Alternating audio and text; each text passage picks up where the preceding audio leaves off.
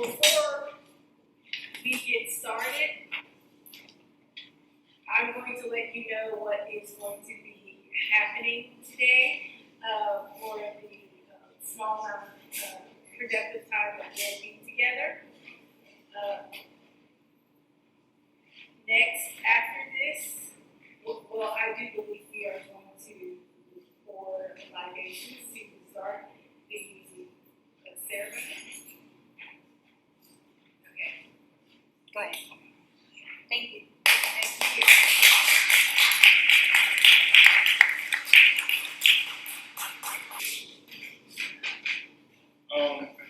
A lot of you. So, as part of African tradition, when there's a gathering of African people, before anything starts, we have to get the ancestors to libation first. If not for them, we would not be here today.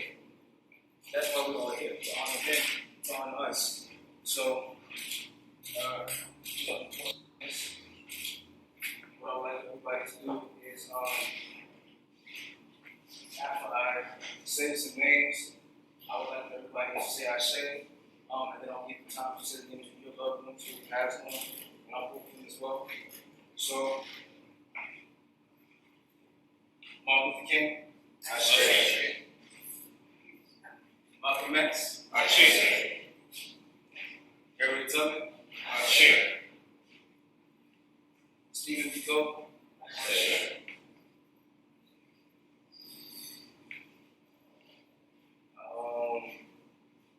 Rosa Parks, Ashe. Addie McCarroll, Ashe. And this time you guys can name your ancestors, and I will make you say Ashe Africans. So you go ahead and do that out loud. Ashe. Malcolm X. Ashe.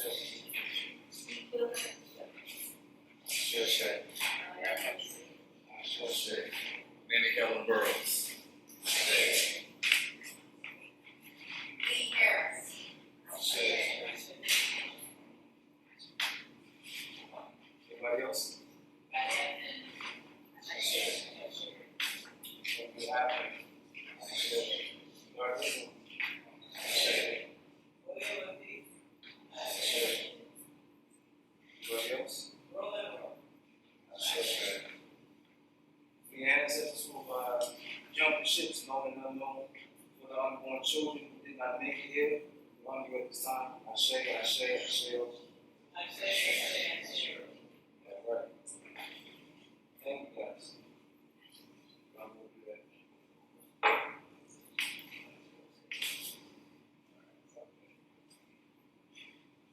Thank you guys. All right. Thank you.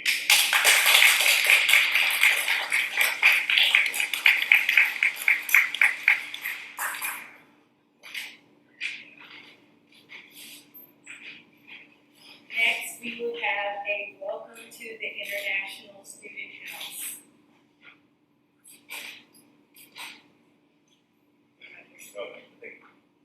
It's good to talk. You masters and great.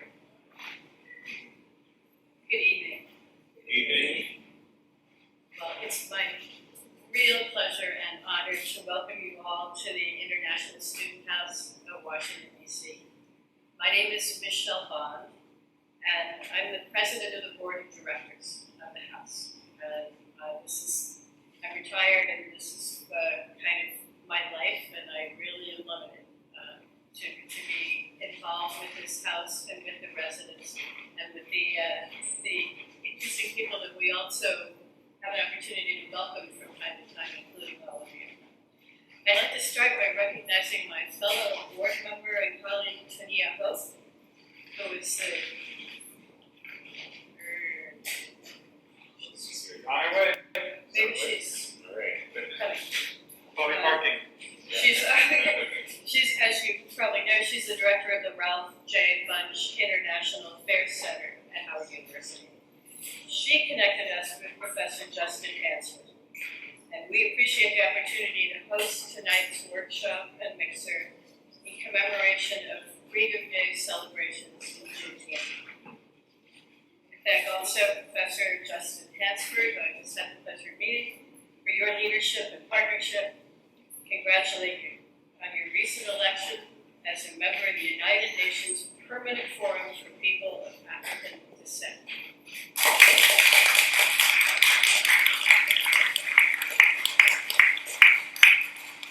We look forward to following the very important work the forum will be undertaking, and you can count on the support, participation, and partnership of the International Student House in Washington, D.C. Now, before I step aside and turn the program over, I just want to give you some short history of this beautiful place, the International Student House.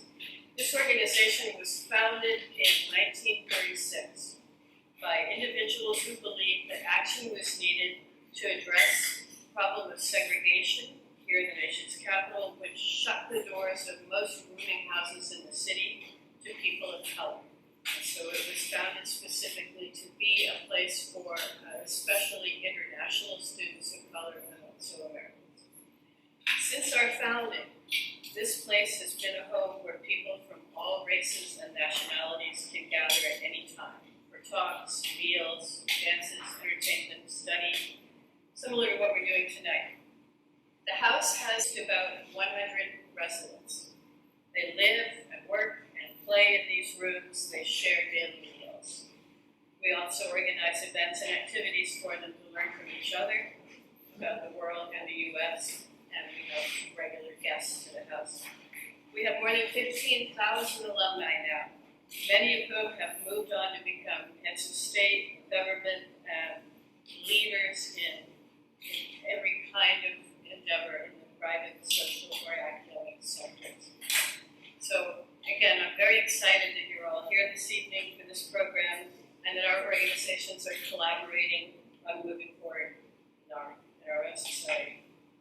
We believe wholeheartedly that through this work, bringing people together, we contribute to the cause of world peace and international understanding. And we all know that's needed now more than ever. Thank you so much.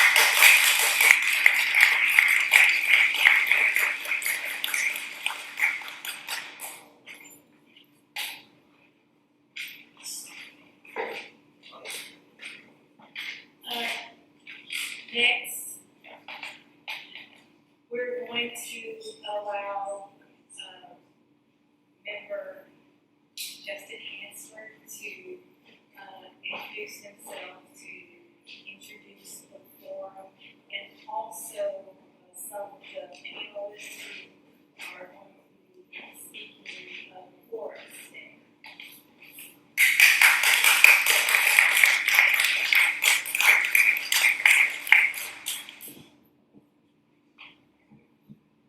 All right, good evening.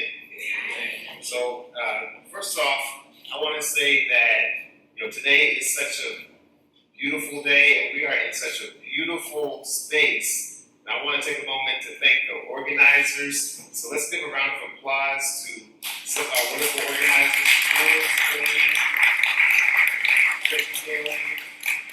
Also, Taniha Hope has joined us, one of our fellow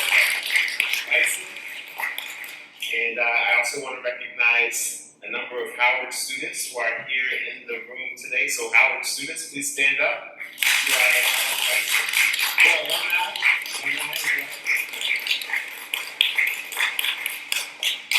All right, so this is a wonderful evening.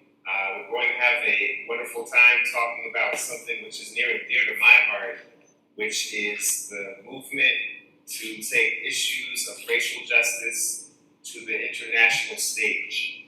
It's something that I myself have dedicated my career to, and I'm very blessed this evening to be able to say that I've been elected to the United Nations Permanent Forum for People of African Descent as of this past December. Now you may be asking, what is that? Because it's something that has never existed before, and as a result, it's something that nobody knows what it is.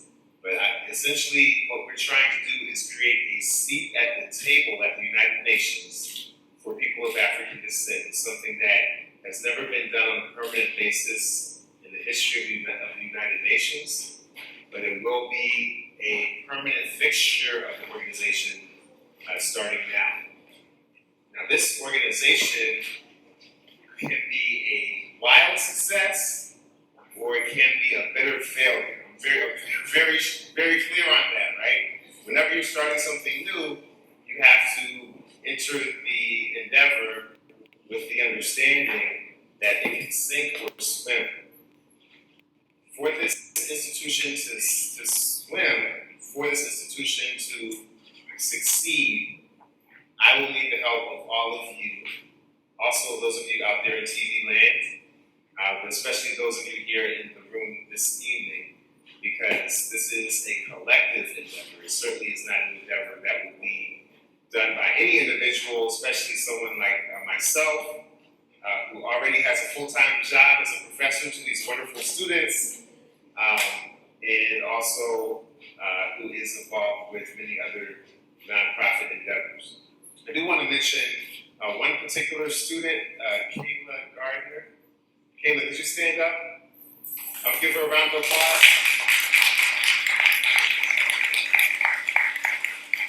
Kayla is a rising 3L, isn't that correct? Yes. A rising 3L at Howard University School of Law. She is entering her second semester in our Movement Lawyering Clinic, which is a clinic dedicated to teaching students how to be lawyers for social movements. The next semester will be dedicated entirely to building out the UN Permanent Forum for People of African Descent. So for those of you who are going to be engaged with us, look forward to seeing Kayla, which will be a privilege to be able to work with her. Collective advocacy and collective work by introducing a panel of experts here who are people who I am hoping and trusting will be fellow travelers on this journey to try maybe better to allow them to introduce themselves and also tell us a bit about their backgrounds because they are all experts in their own right. And in addition to that,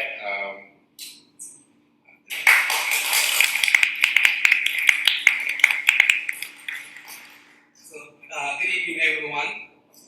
good evening. So first of all, let me thank Brother Jason for pulling this together and for the work that he's doing, continuing in the tradition of W.B. Du Bois, Malcolm X, Ida B. Wells, long history of African Americans who have reached out to the rest of the world to bring the issues that face our people and to unite with people around the world who have faced similar kinds of issues. I'm Clarence Hussein. I'm currently a professor in the Department of Political Science at Howard University, and I direct our International Affairs program. So by the time I was probably about 10 years old, I had traveled to dozens of countries in my mind. I was a very voracious reader. And at my library, for some reason, I just started borrowing books about the world. And so I was reading about China, I was reading about Africa. I had little hope at the time of actually seeing any of these places. I was from a working class family. Travel for us was going to Alabama, right? So it did not seem possible. But the impossible can become possible. And after I left, I grew up in Detroit. After I left Detroit, I had opportunities that I began to take advantage of to travel. The first time I was ever on an airplane was flying to Cuba in the late 1970s. And it was right after a Cuban plane had been bombed.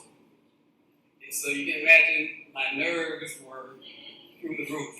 But I wanted to see Cuba. I wanted to have an opportunity to talk to people in Cuba, particularly black people in Cuba. So I was able to go. And I've been to Cuba many times since then. Actually, before becoming a scholar and professor around international affairs, I was a journalist and worked with international journalist organizations. And we had an organization here in the U.S. called the National Alliance of Thurgood Journalists that I was the chair of. And it was an organization, and what our mission was to have journalists of color have opportunities to cover international international issues that usually were reserved for mainly white male mainstream journalists. And so we had opportunities to go to Haiti during elections there, take a delegation down to Panama right after the U.S. invasion. We took people to Grenada after the U.S. invasion there. We took people to Zimbabwe. So we were able to give people opportunities, and I led a lot of those delegations. And so when I decided to go back to graduate school at Howard University, I was very fortunate. The chair of the department at the time was Dr. Ron Walters, who was a very prominent African American scholar who covered both U.S. domestic politics. He was very critical in the Jesse Jackson campaign, for example, when he worked around a lot of civil rights issues. But he also had an eye on international issues and wrote about Pan-Africanism. So he became kind of my role model. And I did something unusual in graduate school. I made, in our graduate program, we had to pick 2 areas. So people usually pick areas that were complementary to each other. So people would pick American government and urban politics, or international relations and comparative politics. And what I did was pick black politics and international politics. I thought that they would marry, or would marry at some point. It actually turned out to work fine because as I was graduating, American University specifically created a new faculty position in international race relations. It's a long story behind it, but I ended up over there. I was there for about 18 years. Probably a third of that, at least, I was not there. I was living in the UK, working with principally black organizations and working with groups throughout Europe, working with the European Union, Council of Europe, OSCE, Organization for Security and Cooperation. I lived in Japan a couple of times, spent time in China, worked in Brazil. And all of these endeavors, my focus was on how does racial justice express itself in this international context. What can we learn from these other communities? What can they learn from us? Finally, just in terms of what I'm doing right now, I'm a member of a council looking at the issue of racial discrimination in United Nations institutions. There are 28 organizations that make up the United Nations, and they're kind of overseen in terms of management and administration by what's called the Joint Inspection Unit. And so we just started a project where we're analyzing QT communities, and so we're working in a number of different countries to address those issues. One of the countries is Ukraine, which we put suspended work in that particular country. So I can talk about any of that further, but that's kind of how I ended up where I'm at. So thanks again, Brother Jason.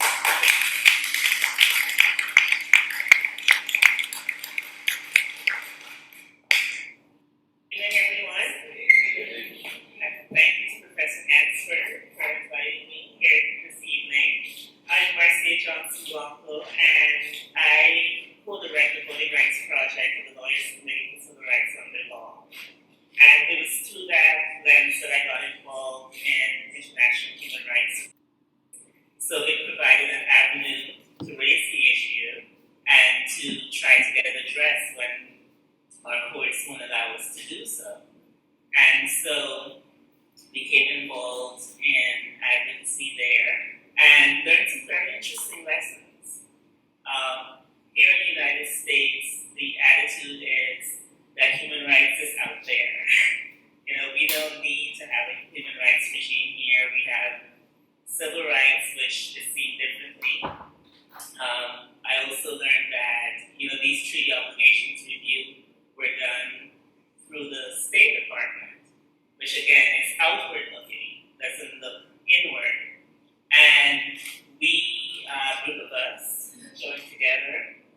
and decided to push back against that framing. And so we would take people who were impacted by discrimination in the country across the spectrum to the UN to tell their stories to the committee and to give our report, known as shadow reports, to the UN bodies about the non-compliance of the US treaty obligations, and to ask for very specific language in the concluding observations from these treaty review to bring back and use in our advocacy here in the US. And one of the things we try to do in using the concluding observations in our advocacy here is to go to the agencies and say, here's also a treaty obligation. Treaties are the law of the land, and we expect you to follow these treaty obligations. It was the first time a lot of them were learning that they had treaty obligations, and then they didn't know what to do with it. How do we add it to the statutory obligations that the agencies have? And we had some recommendations. We proposed a interagency task force where they could work together and learn from each other about how to integrate treaty obligations into their work. We advocated for an expansion of the U.S. Commission on Civil Rights to be the U.S. Commission on Civil and Human Rights. And a lot of this, there was a review right before 2008, and then we had President Obama's election in 2008, and we thought, oh, this is an opportunity to move the needle. And we said, oh, these are just low-hanging fruit, we'll just go and get this done. We haven't done it. But we have formed organizations and a process to continue advocating. It's very interesting.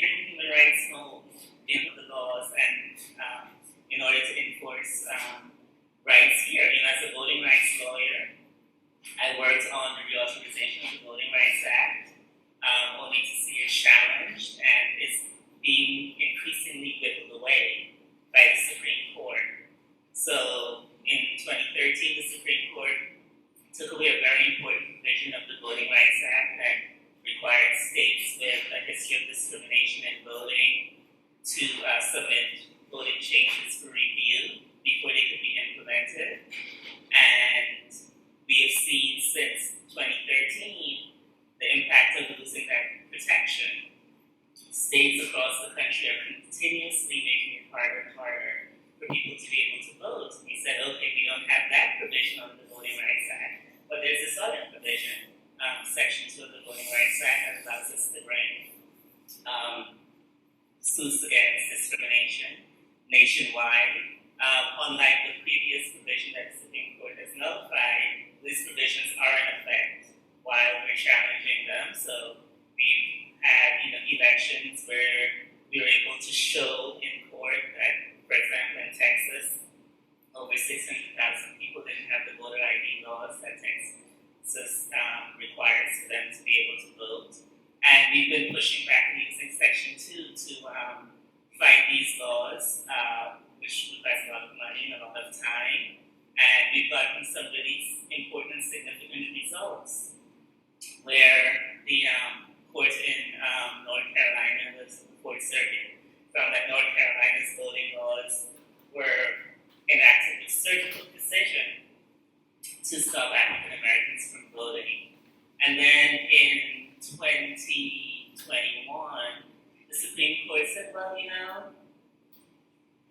Section 2 has to be interpreted in this very particularized way that will make it harder for us to bring these cases. So now we're challenging these cases before in Georgia and Texas. We just got a good win in Florida. But the Voting Rights Act, which transformed American democracy, I argue that American democracy began in 1965 with the passage of the Voting Rights Act, because before that, many of you in this room wouldn't have been able to participate in our democracy. And so with the whittling away of the laws that we currently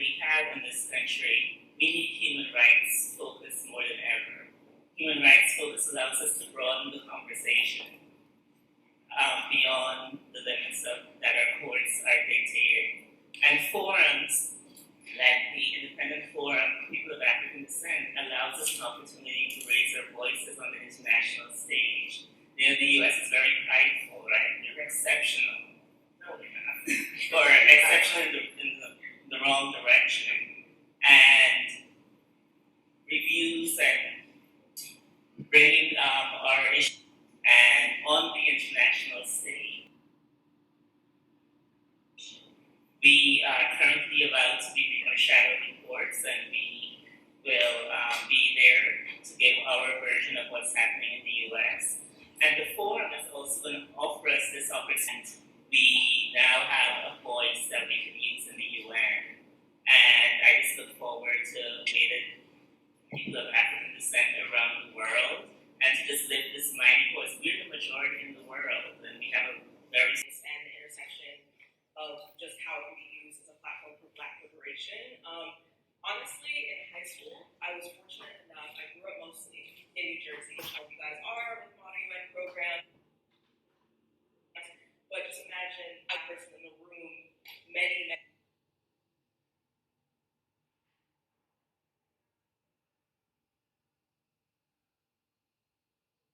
times, and I realized that, oh, wow, like, there's so many similarities in things, human rights, diplomacy, and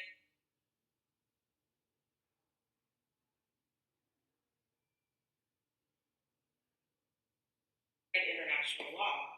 I started off my college career going to American University, but later transferred halfway through to Howard University as a junior. So it was at Howard that I developed an African Studies minor. It was at Howard that I got the support from a lot of my professors and mentors to take some time off in between college and just get to better understand what I wanted to do before grad school. So after graduating from Howard, I worked at a small liberal foundation in DC, but focusing again on human rights work, particularly with women, both domestically and internationally. And it was interesting, again, as a Black woman, to be on the opposite side of philanthropy. So to see some of kind of like, the racist institutions that are behind the door when it comes to who gets money and who doesn't, even at a so-called liberal foundation or progressive foundation. But it was during that time that I started to see a lot of the intersections between our domestic grantees, our international grantees, let's say in Zimbabwe, fighting for democracy issues. So I decided that I was kind of going in between, do I want to go diplomacy route, do I want to go law school route, which is what I was leaning towards. And I ultimately ended up going to law school, just graduated last year. I went to Columbia Law School. Thank you. And I got my JD from Columbia, but part of the reason I actually chose Columbia was because they had a LLM, Masters of Law program in International Criminal Law with the University of Amsterdam. So I also got my LLM in International Criminal Law simultaneously. And my mission when I got to Columbia was I'm going to do every human rights opportunity on the planet that I can get my fingers on. So as a 1L, I was part of the European Law Moot Court team. I was in the Human Rights Advocates program. And I spent my summer with the UN Special Rapporteur on Extreme Poverty and Human Rights. Then my second year, I was fortunate enough to be in the Columbia Law's Human Rights Clinic working on war crimes, accountability in the Central African Republic, being the president of the Human Rights Organization. And I started again, my entire academic experience there, I was constantly seeing the parallels and overlaps between the international criminal law. I was learning about genocide, crimes against humanity, and the police brutality that was like in my face on a day-to-day basis. And I was wondering, why are we not having more of these conversations about the intersection of these two things? So my 2L summer, 2L summer, that was when COVID hit. So unfortunately, I wasn't able to go to Amsterdam to participate live and in person, but I was thinking, the 2L summer, I worked at a law firm, and one of the pro bono assignments I was given, they specialize in litigation and international arbitration, which is the firm I currently am at, fully at DC. And while I was on the pro bono assignment, they were looking into, as one of the previous speakers said, the Convention Against Elimination of All Forms of Racial Discrimination, the CERD Convention, and seeing is there any country with good human rights standing that could bring not it wouldn't be a suit, but they have measures in place through the CERN to bring countries that violate the convention. And in during this time, George Floyd had just been murdered by the police, and this was a time where like all these human rights organizations were having these discussions. So I was researching as a summer associate, okay, what country do you think we could partner with, along with another law firm that could bring this measure? So again, I felt like continuously I was being pressed, like how could we mend these two kind of worlds? Because as I was in law school, I was constantly getting external pushback, like, well, as a Black woman in the law, why are you so fascinated in international human rights when we have our own issues here? And I was like, I don't see the two as separate. I see the two as white supremacy being global, the structures being international, and I think obviously coming from an immigrant family also just always informed the lens in which I view the world. So as a 2L, as a 3L is when I started my program, and I was also in the Human Rights Law Review, and I had to write a note while I was simultaneously writing a thesis. So I was like, you know what, I just want to write one thing, and I want it to be a way for me to kind of mesh these two things that have been in my mind since almost like high school.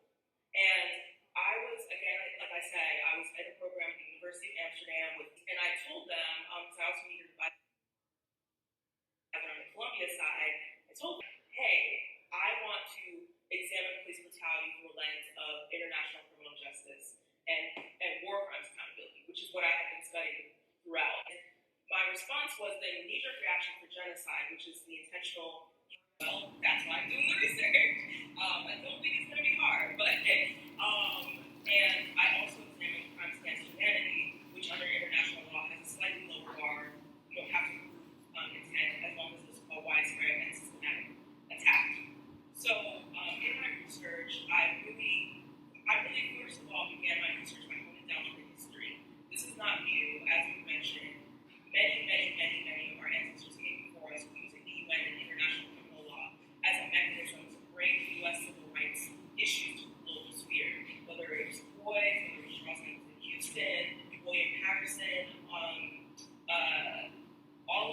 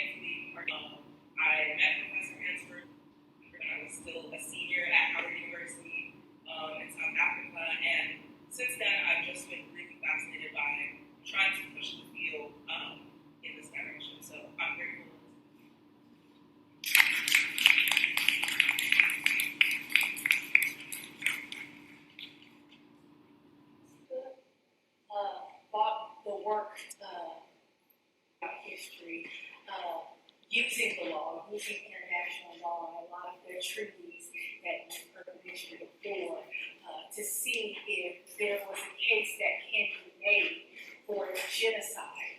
And in talking, we know that there has already been that case beautifully laid out by W.B. Du Bois and Paul Ferguson, where they previously thought of the charge genocide in the 1950s to the United Nations.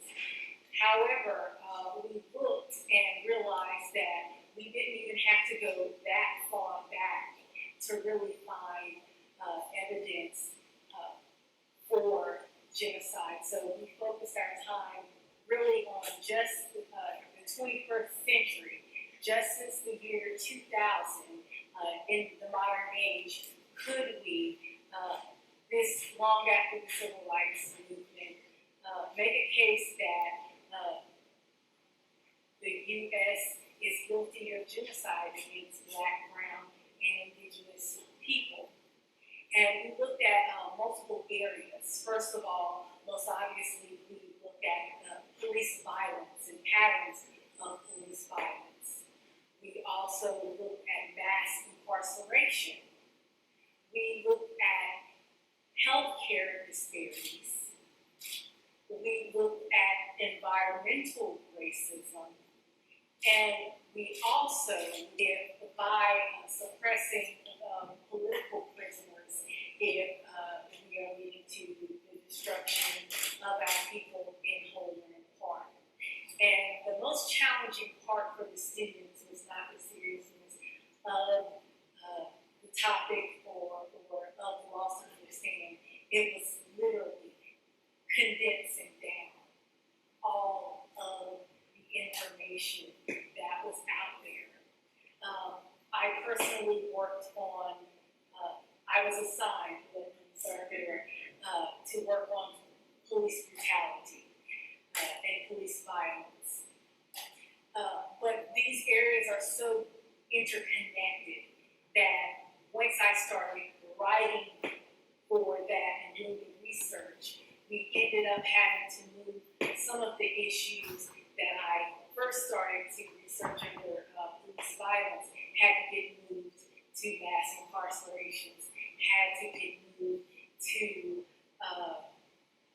even health disparities, because they start to intersect so much. You know, when we start to family law, if you have a sentence longer than 2 days in foster care or more, then I believe it is 14 months before they start to dissolve the parental rights and permanent parental rights of the parents, and they have that custody lost forever. So there were so many areas that we talked about, and we issued a 20-page indictment that is nowhere conclusive of everything that was out there. We realized we just only have so much time.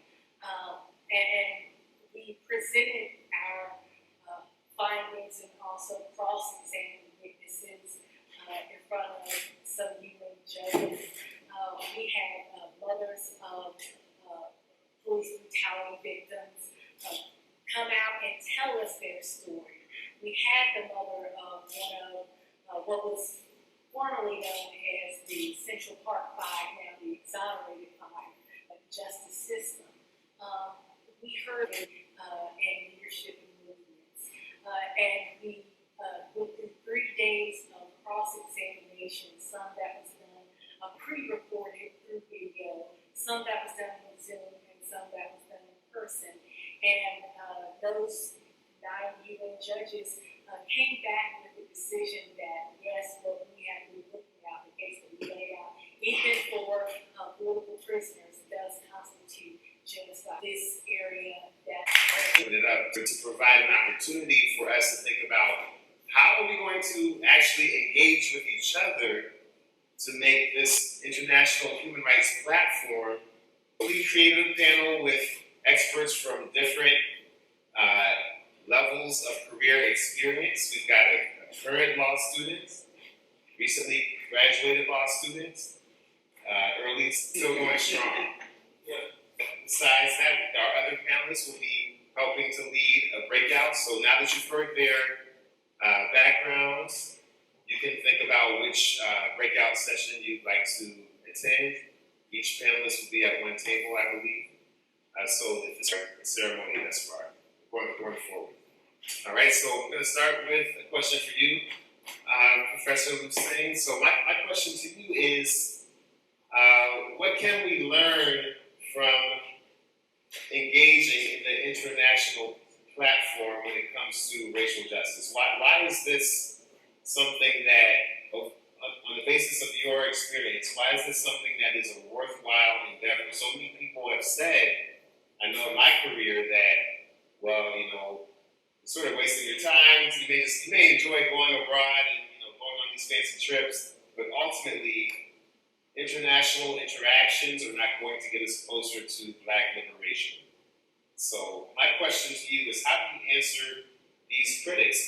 What is the payoff for our movements when it comes to international human rights advocacy?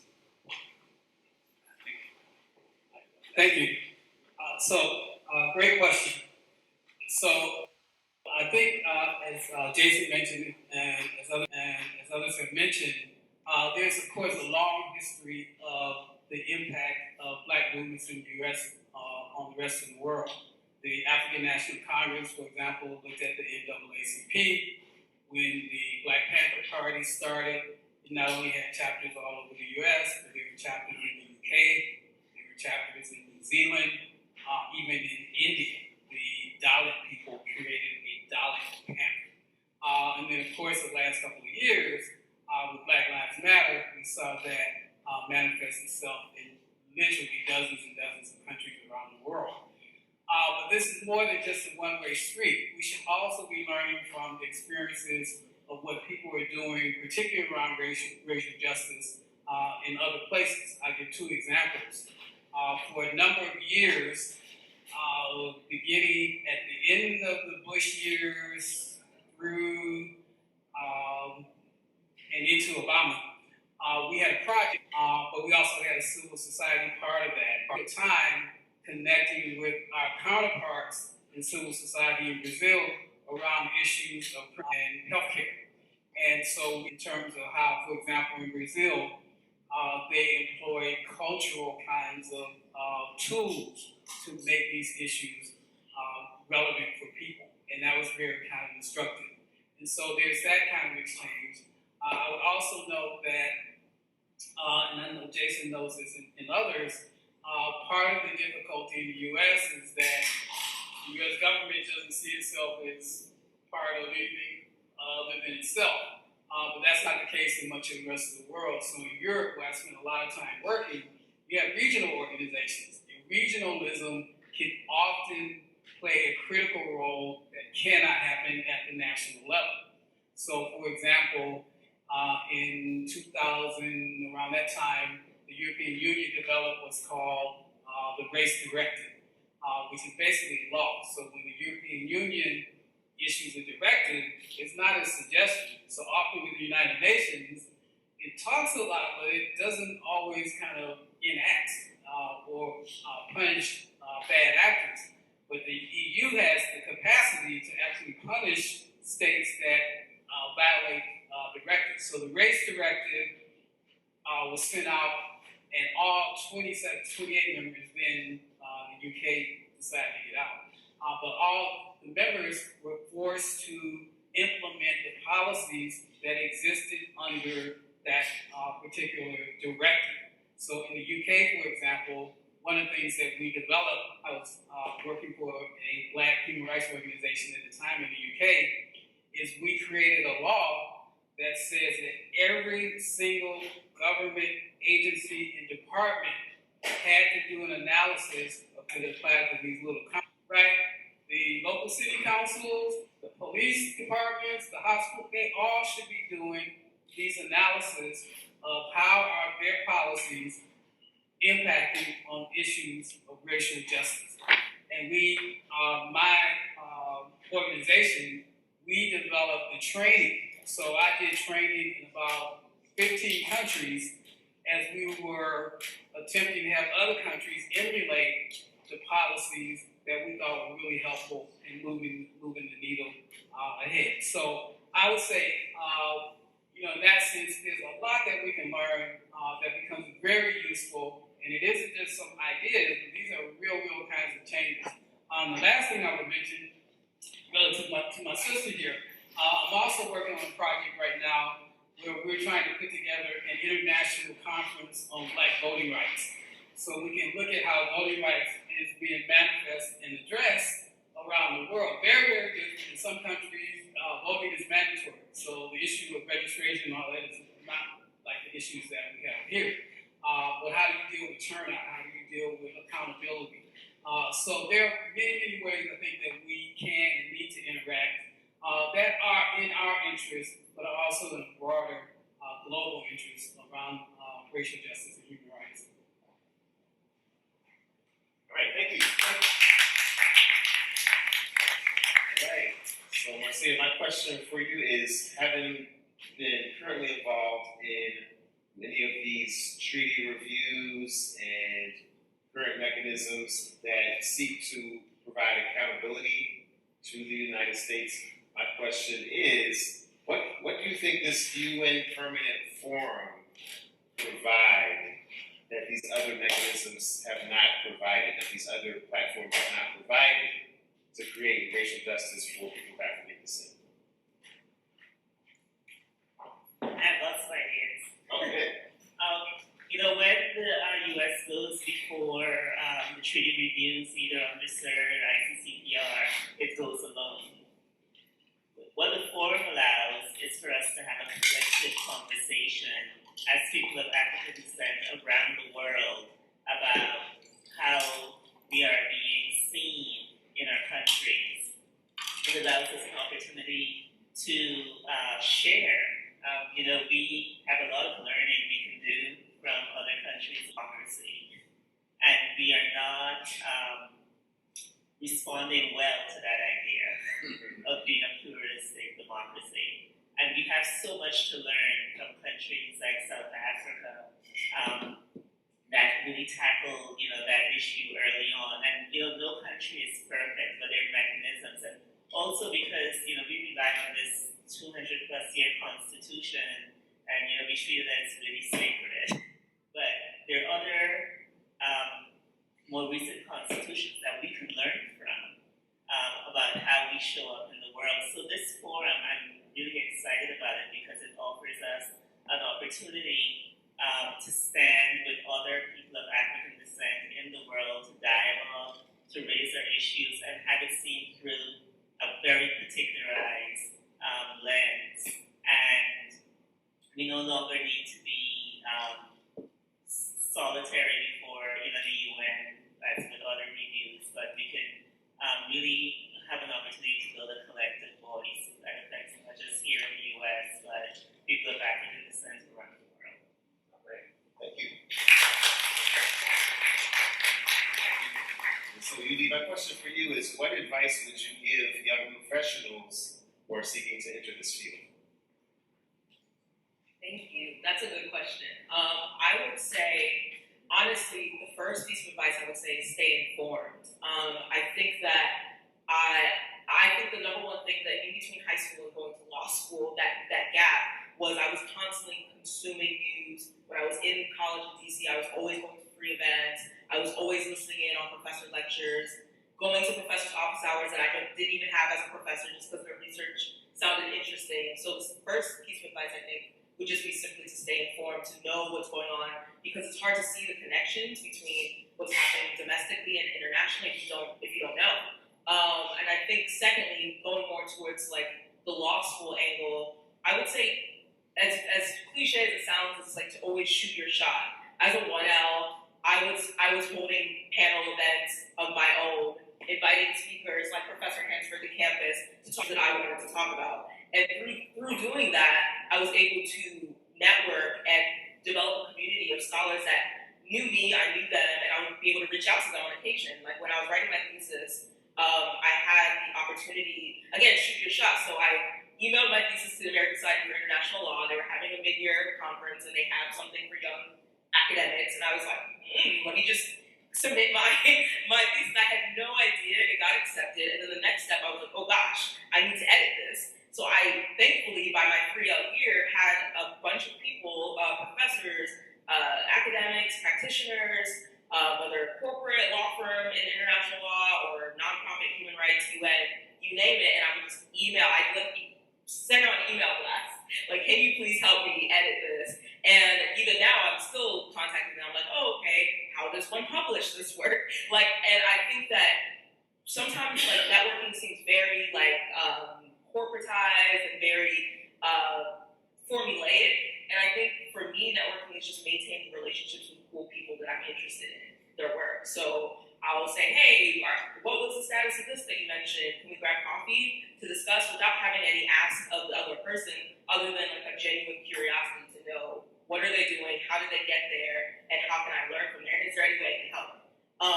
And I think just having that mentality and shooting your shot, even when it comes to internships or opportunities that you seem way underqualified for. I think that's like my life story. Even applying to Columbia, for instance, was like a shot in the dark for me.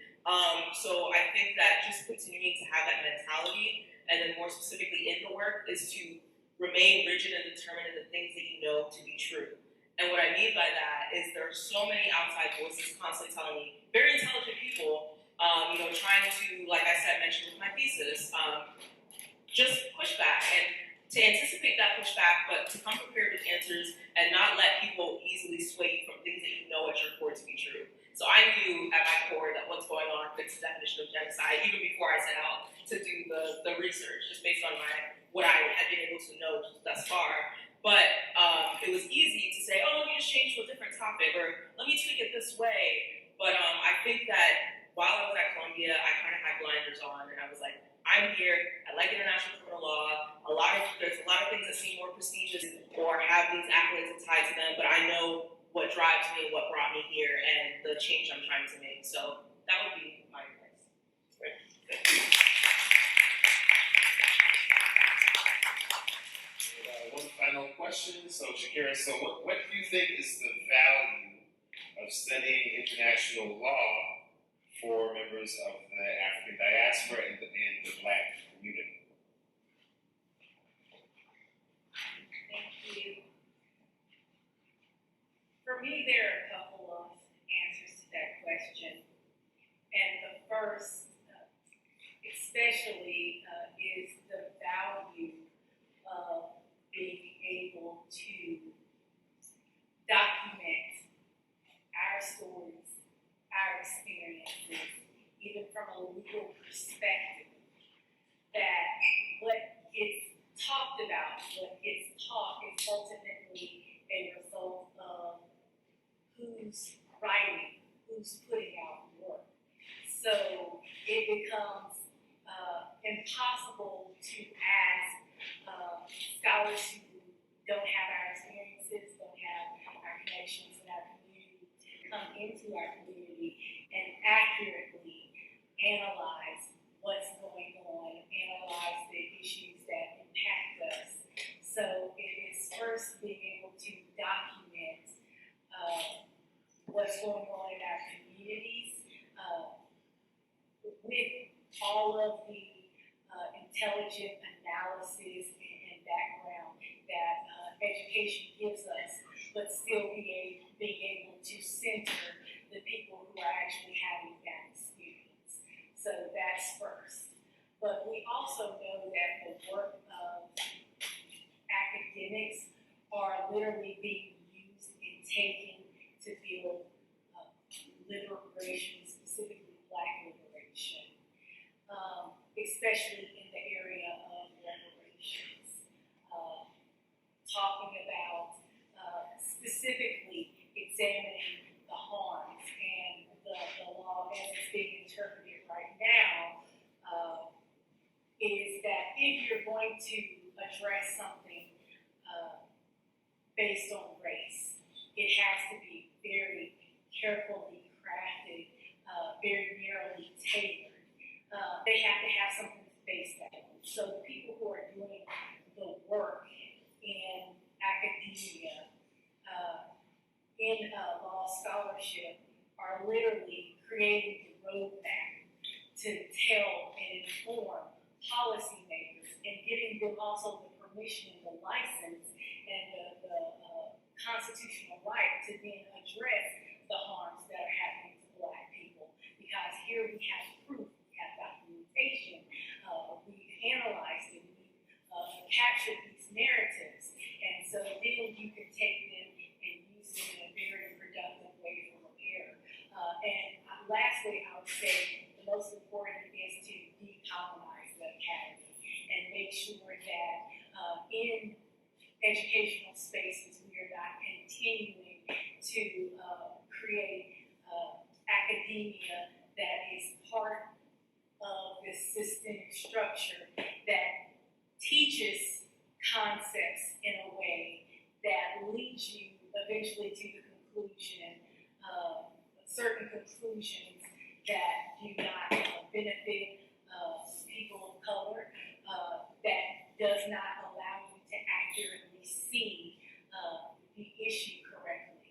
So that all of our work, all of grassroots work cannot really happen if you're still training young judges to not have an exposure to the way that the law has in the past negatively impacted people of color, if they're not being educated well, if they are still being using terms and concepts that lead you to look at people of color negatively, then we're perpetuating white supremacy and racism and discrimination into the future, and especially into the future of our institutions. All right, thank you. All right.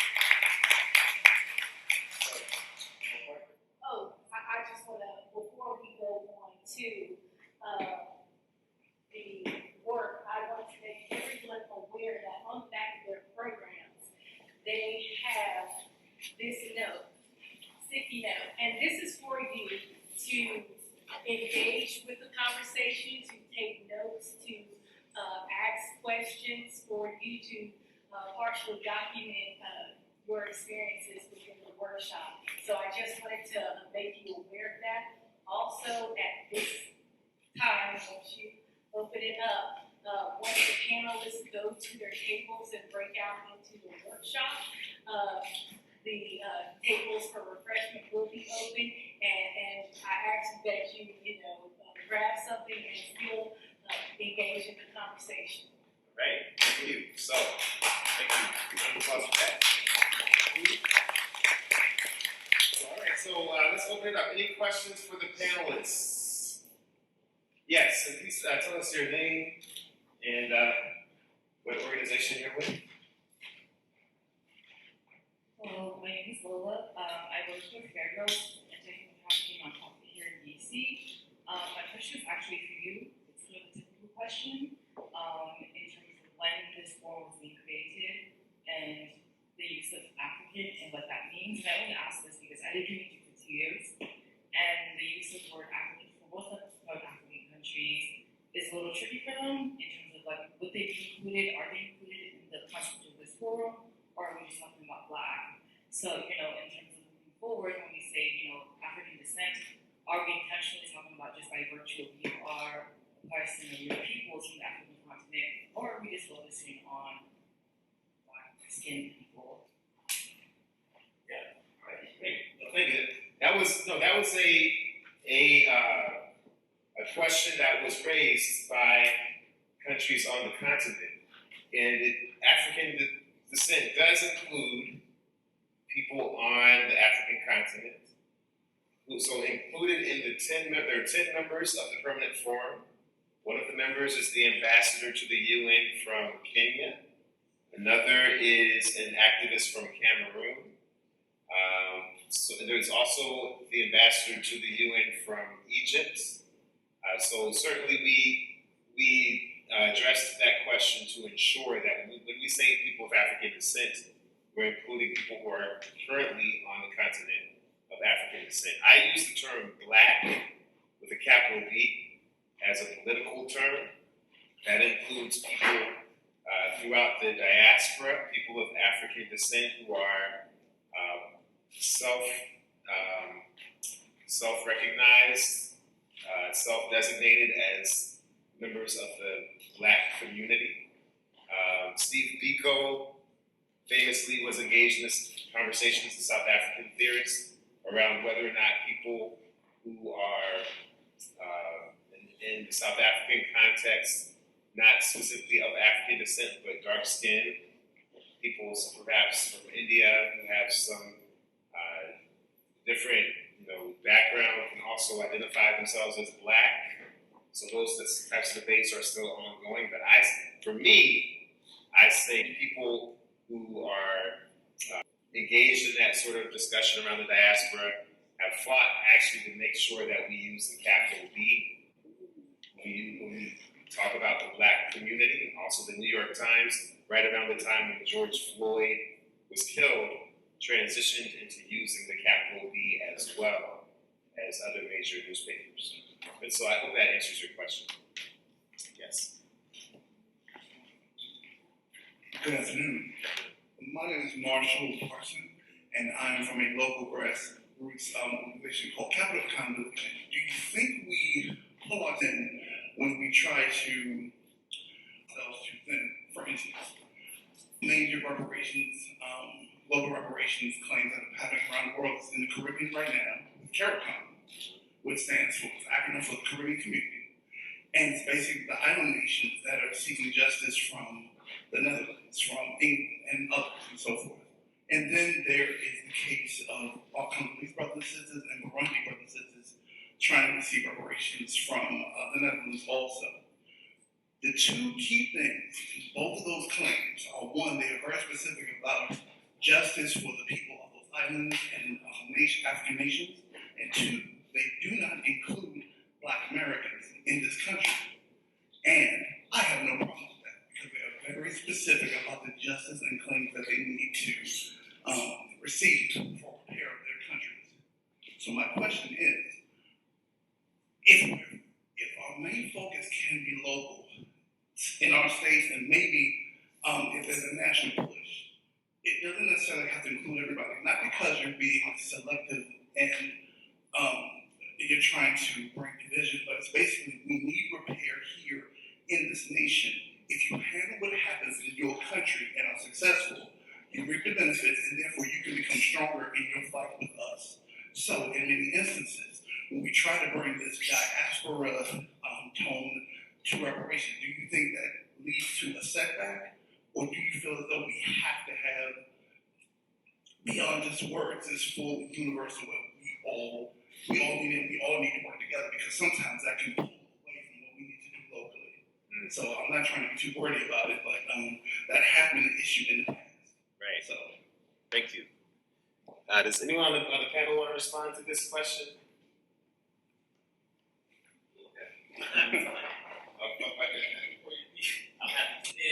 In my framing of it, context is important. And in certain contexts, in certain instances, the diasporic lens is absolutely critical and important and essential. But that doesn't break from the local realities that generate multiple kinds of claims that need to be addressed, that will cross many different kinds of lines. And a lot of that gets to, I think, the earlier question that was raised, also addressing some of these issues around identity and what does it mean to be Black and not. So when I said I was associate director for a Black human rights organization in the UK, I didn't clarify people who were from Asia, include people from other contexts. That was a contested term because for some folks, some with a Pan-Africanist lens, they saw that, as you kind of allude to, as dilution. And so all of these are ongoing as Brother Jason talked about, ongoing kinds of issues that we should avoid, we should engage, and we should hear the voices of all of the bodies that are raising these particular truths that they have. And that's the path to try to figure it out, because they can be really, really conflictual and acts of everybody. But what you raised, I think, is a really essential question that has to be thought about for activists and everybody else that's engaged in these issues. Yeah, I just wanted to quickly add on, in addition to everything that was said, one kind of mini case study to kind of illustrate the tension between your question and what you're describing is California currently right now just released. I'm not sure if you're already aware of their report on reparations and task force on reparations. AB 3121. I am with an organization that works directly on that. Phenomenal. Yes, and that's amazing. And what I was going to say was that the chair of that task force, Camilla Moore, who I went to law school with, all of her background is international human rights, diasporic, studies, basically a lot of things we've been discussing today. However, as you already know, I'm sure, the result of that, one of the many conclusions of that report was to kind of confine the concept of reparations to direct, descendants of enslaved Africans. Yeah. So I think that illustrates how you can still use the information and the understandings, because she was there to bring the international human rights lens to that task force. And as the chair of that the committee, that was one of her main missions to be informed by reparations movements that have happened globally, while still, of course, having a concentration on the local. And the end result ended up with not including, for example, second generation Nigerian immigrants like myself in the potential proposed recipients of reparations. Yes. So I think that kind of shows what you're describing. Right. And I should also mention that at Thurgood Marshall Center at Howard, and there should be a brochure on your table, I think, about the Thurgood Marshall Center, where there was one at the front desk. We have worked with Columbia to create the African American Redress Network, which focuses on local reparations campaigns. So in terms of being local, not even local in terms of the United States, but community, city, and one of our biggest cases so far, we've worked with Brown Grove, we've worked with Africatown, but we also worked with Evanston in Illinois, which is the first municipality to actually provide a reparations program for its residents based on housing segregation, which took place between 1919 and 1969. So those recipients are identified in the program as people who can directly trace their harm to the housing discrimination that took place in Evanston. So in terms of being local, even local down to the city and the harm that was done to the individual person, I believe that is the strongest case for reparations, when you can do the analysis and create reports and tie specific harms to specific families. For me, as an attorney, as a constitutional lawyer, constitutional law professor, I know that these reparations claims are going to be contested in court, and to pass the 14th Amendment strict scrutiny test, which are going to be applied to these programs, we're going to have to show that the programs are narrowly tailored to address specific harms. And so you're going to need those types of reports and that very detailed analysis, I think, to be constitutional. So it is interesting to me. Yes? No, I think my voice. Oh, go for it. Do you have the liberty and the discretion to build and implement platforms and programs that help you to connect with various Black organizations? Because when you're doing Black advocacy here in the U.S. context, there are so many different organizations doing the same things in different places, and they're not partnering together, sharing resources, and really building strength around, set outcomes. So, you know, the United Nations is going to give you the kind of liberty to build this and make those kind of strategic connections. Oh yeah, I don't work for the United Nations. I'm gonna be clear on that. I work with the United Nations, but I myself am still an independent individual. So they can't let me do one thing or another. I do what I want, but within the confines of my platform at the UN, I do intend to be able to create mechanisms to reach out to other Black organizations in the United States. In fact, one of the first things I'm planning to do is to do sort of a virtual tour where I'm going to be reaching out to churches, nonprofits, grassroots organizations in different states to figure out who in these communities is interested in working on human rights issues involving the UN.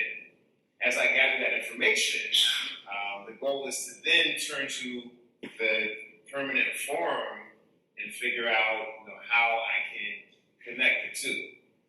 So there's certain things that I am limited, for example, in the things that I can do on behalf of the permanent forum in terms of speaking for the permanent forum, if it means articulating a particular stance on a policy. I am limited in that sense, but in terms of what I do myself to build a coalition and to build the support of the Black community in the United States, I have free reign to do whatever I want in terms of building that support. So hopefully we'll work together to make sure that's a reality. One more question. Yep, or maybe two more questions. Then we'll move forward. Thank you. Yeah, I am Hernando Rivera from Latin America. It's very important to know about the International Decade of African Descendants. Yep. Because the forum is issued as a working with had hope since 2010 to try to develop this forum 12 years ago. And it's very important to know to the participation of the diaspora people, the Afro-Latino, as the vice president, the former vice president of Costa Rica, ex-incumbent, and also Pastor Elias Murillo from Colombia as part of the permanent forum. And we have to talk about the Durban Declaration because this is a big issue in the international arena of the Black people, and also for the human rights declaration of Black people too. All right, thank you. Does anyone want to speak about the decade for people of African descent, or does some of those representatives? So I can say that the permanent forum is part of the decade for people of African descent. The decade. How many of you knew that there was a decade for people of African descent? This is a self-selected crowd, so about maybe 30-40% of y'all. 2014, 2015, it was announced that this would be the official United Nations decade for people of African descent. Most people in the world don't know that. And if you were to ask what is the point of the decade, what did the decade accomplish? Most people don't know that. But what is the outcome either? This is perhaps the best outcome of the decade thus far, the creation of this permanent forum. And we're going to be doing some other things as well. We're going to create a declaration of rights for people of African descent. And we're going to finish that by the end of the decade, which is, of course, from 2014 to 2024. So this is one more year and a half, maybe. So we're going to be doing that. And so we'll have a couple of things that we can look back and say we did during this decade. My brother mentioned the Durban Declaration. For those who aren't familiar, in 2001, August 2001, there was the World Conference Against Racism, which was held in Durban, South Africa. And it was an international conference that brought together people from literally everywhere in the world, both governments as well as civil society. And coming out of that conference, it was two conferences, coming out of that whole process, not only the international decade, but also a plan of action and a statement that set a foundation for many people around the world to address issues of racial justice, racial discrimination. Unfortunately, that whole moment was lost because about 2 days after it ended is when the September 11th attacks happened. And so it was pretty much wiped out of any kind of coverage. But it was really critical for people around the world and brought together a global community to have a discussion and discourse about racial discrimination and what the global community can do about it. Right, thank you. We have I think that's the celebrity who just entered. That's Attorney Kishi Taifa. Let's give her a round of applause. This is one of our legendary and human rights attorneys when it comes to both reparations and working with the international sphere for Black people. So let's talk 2 more hands up, I think, and then we're going to move to breakouts. So one thing that I was concerned about, that I didn't really hear much, is about African education, right? I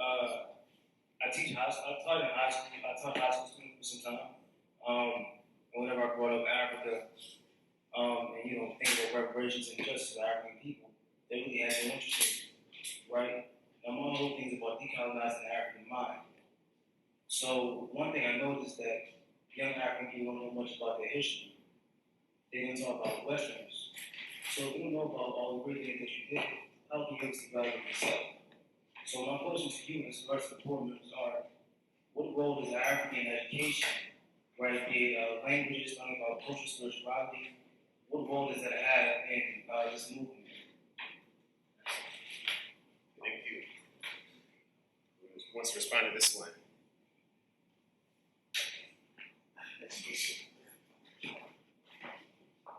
I think that's a very good point to make, and as I alluded to earlier, there are lots of models about how we show up in community, how we govern ourselves, that we can take from Africa and other countries, African traditions that, were wiped out during colonialism, but are there to be revived and to learn from them. And so, one of the things that I think that's really exciting about the forum is that it's new and it's a clean slate, and we can make it whatever we want to make it and use it to have all sorts of conversations. But I do think it's an important topic to raise because there are more ways of approaching what democracy looks like, what engagement in a community looks like beyond the Western model, and we can learn that from African traditions as well. Yeah, and just to add to that, as your question directly addressed, one of the legacies of genocide is this erasure of the education of the oppressive systems and the previous cultural, racial, or ethnic life. And when I immediately heard your question, my mind went to a lot of my research also has involved the Biafra War in Nigeria because it's an issue of personal importance to me and my family. And one of the things that I found out is that how little the genocide is even taught, and how little Western powers and their basically support of the genocide that happened in Nigeria is even discussed. A lot of my, just on a personal, family members didn't. One of the goals of the permanent forum is to support a decolonial educational curriculum. That's one of the things we've been talking about. Now that we have this platform to communicate throughout the diaspora, should we be exporting curriculums on critical race theory, on the history of racial justice to people in the Caribbean, to people on the continent, and to Black people here in the United States so that we can all start to get past the colonial educational system. So can the permanent forum also be a mechanism for us to do some sort of global educational project so people can be on the same page? Was there another question? I thought I saw one more hand. If there are no more questions. All right, so give yourself a round of applause. This is a great discussion. Alright, so now we're gonna do our breakout portion. Of course, there's food as well, so we will give you a couple of minutes to go serve yourself. Is that correct? Yes, about, I'd say between, 7 to 10 minutes for people to grab something and get back to the table so we can continue the work. All right, so who is going to which table? So maybe we can just yell it out. So UD, maybe you can be the